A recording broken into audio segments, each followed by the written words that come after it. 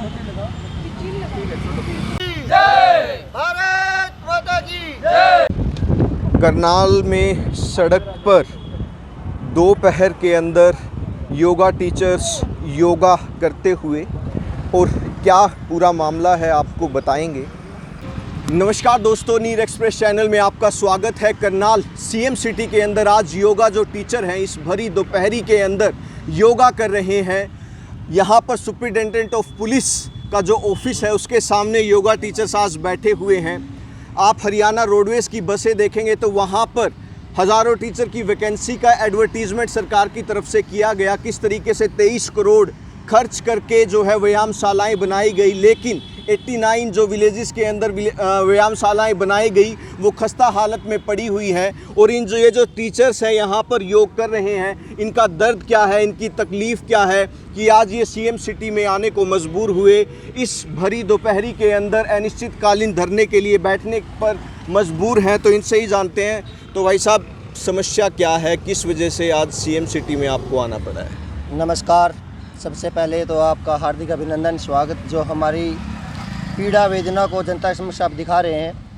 जैसा कि आप विदित है कि पूरी दुनिया आज योग को एक स्वास्थ्य के तौर पर अपना चुकी है और पूरी दुनिया में योग का डंका भी बज चुका है। ये हमारे देश के लिए गर्व की बात है। लेकिन दुर्भाग्य तब होता है इस देश का जब हम पूरी दुनिया में तो योग का डंका बजाते हैं, लेकिन देश के अंदर ही राज्य सरकारें, भारत सरकार जो योग के नाम पर बड़ी बड़ी बातें करती है, घोषणाएं करती है, लेकिन जब धरातल की बात आती है तो वहाँ पर बिल्कुल शून्य है, खस्ता हाल है। तो ये लाखों करोड़ का बजट साल का, तो महीने में करोड़ों का बजट कहाँ जाता है, सोचने विषय है। अब 21 जून आने वाला है और 21 जून पर सभी राजनेता अभी 13 से 15 तारीख तक योग भी कर रहे हैं, अधिकारी योग कर रहे हैं, कर्मचारी योग कर रहे हैं। पूरी जनता को ये ऐसा माहौल बनाया जा रहा है कि योग सरकार बहुत का अच्छा काम कर रही है। योग में सिर्फ और सिर्फ वोट बैंक की राजनीति कर रही है सरकार।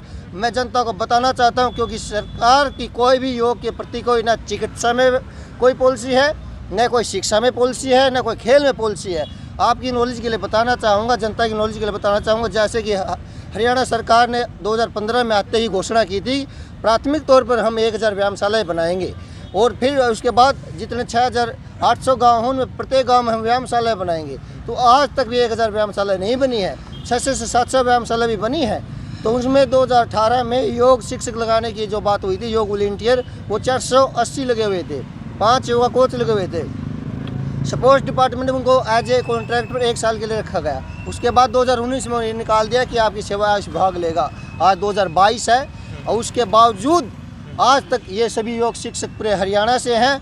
सभी इतनी चिलचिलाती धूप में यहाँ पसीना बहा रहे हैं, इतनी गर्मी में, वो सिर्फ एक ही मांग करते हैं कि हमें रोज़गार दो। सरकार झूठी घोषणाएं बंद करो, क्योंकि जितनी व्यायामशालाओं को हाल सब खंडर हो चुकी हैं। जैसे अभी आपने दिखाया था, वहाँ पर बिल्कुल खस्ता हालत है, जुआरियों का अड्डा बन चुकी है। यहीं पर मेरे साथ में जो हैं हैंडीकैप्ड भाई जो हैं वो बैठे हुए हैं। यहाँ पर योगा टीचर्स जो हैं वो हठ योगी बनने की जो है यहाँ पर चीज़ें बता रहे हैं, और महिला टीचर्स भी हैं, उनसे भी जान लेते हैं कि उनका जो दर्द है, संवेदना है, वो क्या है। जी देखिए, अभी भाई जी ने बोला था कि एक योग शिक्षक क्या नहीं कर सकता। एक योग शिक्षक एक अच्छा स्वास्थ्य दे सकता है, बच्चों को संस्कारवान बना सकता है, और एक नशेड़ी का नशा छुड़ाने में भी वो सहयोग कर सकता है।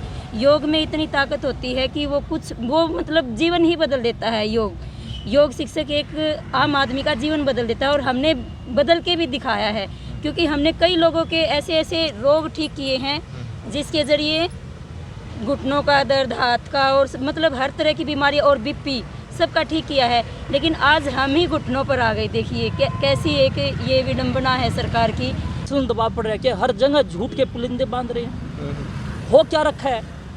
हम हरियाणा योग आयोग के मुख्य पदाधिकारी, हरियाणा के यशस्वी मुख्यमंत्री श्री मनोहर लाल खट्टर जी, गृह मंत्री श्री अनिल विज जी, जिनको गब्बर साहब कहते हैं, उनमें परमात्मा का रूप देखते थे। परंतु कल जब वो बच्चों के साथ खड़े थे, खेला इंडियो जो जीत कर आए थे, मेडल लेकर आए थे, उन बच्चों के साथ में मैं यकीन मानना, मेरी अंतरात्मा से ये कह रहा हूँ, उनमें मुझको रावण, कुंभकर्ण और मेघनाद की तस्वीर दिख रही थी। इस बात से कि हमने खुद लड्डू बांटे थे कि हमारे पर योग परिषद में आ दिया, मगर हमारे को क्या पता कि वही हमारा सत्यानाश करने में तुलेंगे।